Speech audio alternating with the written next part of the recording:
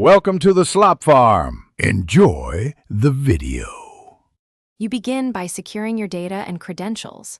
Backup photos, messages, and app data to Samsung Cloud or Google because Reset erases everything.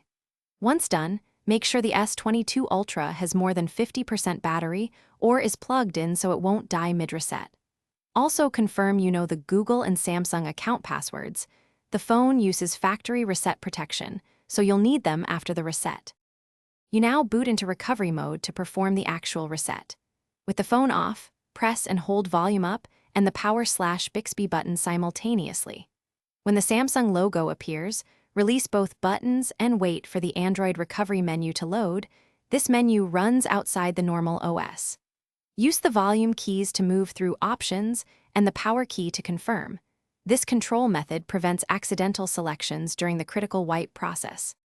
You select Wipe Data/Factory Reset from the recovery menu and confirm with the power key, then choose Yes to erase all user data.